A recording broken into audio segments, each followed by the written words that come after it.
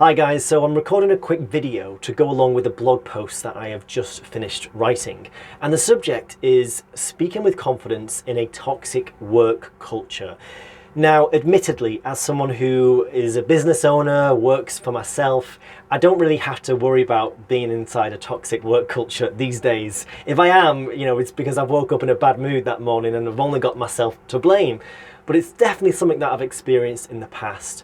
And recently I've been working with someone who has been going through this in quite an intense way. So this person is a very high-flying corporate executive, doing very well for themselves, they're intelligent, they're interesting, from all external appearances doing very well. But they came to me with fear, with self-doubt, with a lack of confidence, and it was all stemming from being under bad leadership. Leadership which was undermining them, leadership which was passing on the blame, passing on the responsibility, making mistakes, and then rather than taking ownership for them, heaping them on top of everyone else. The modern parlance for this is, what do you call it? Gaslighting. Yeah, you've probably heard of this term, right? Making everyone else feel like they're to blame for the things that the person is causing themselves. And so working with this client, it's really kind of just reminded me of the importance of environment and culture when it comes to our own self-confidence.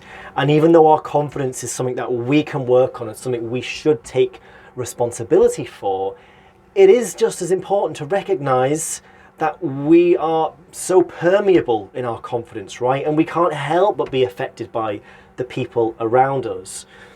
So if you are stuck in that kind of toxic work environment where your confidence is being eroded by other people, then it's important to take steps to address that. And in my blog post, I've just outlined 3 things that kind of were apparent to me while writing it. The first one is to get an outside perspective, right? Because sometimes when you're in the thick of it, you start self-doubting yourself, second-guessing, you're in the kind of whirlwind of the drama, you can't see clearly. If you can speak to someone outside, then they can kind of cut through a lot of that noise and remind you of just the truth of the situation, right? That it's not you, you've got external factors, it might be bad management, bad team, whatever. So that's step number 1. Step number 2 is to try to extract yourself from the situation, because unfortunately, these don't tend to resolve by themselves, right? Bad management, bad leadership, bad culture, it only changes wholesale. So if you can't change it from the inside, better to, cast off your hook and try and sail on to somewhere new, to better waters, right? So that's the second thing. And the third thing is to try to bolster your confidence in other ways, external ways. So, taking yourself off to learn new skills, meeting new people, doing anything else that's going to remind you of who you are in real world, in the real life, and why you like yourself and what there is to like about yourself, right? Because sometimes we can forget even such a simple thing as that. So that's a few thoughts really, guys. I hope that this doesn't apply to you, of course, but if it does, then hopefully these tips might help you to start taking some action.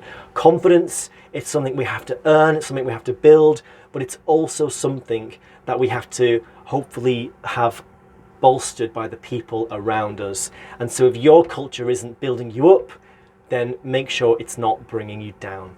All right, guys, thanks very much for watching. Let me know in the comments or send me an email if you have any questions or thoughts about this. And have a great day. Bye for now.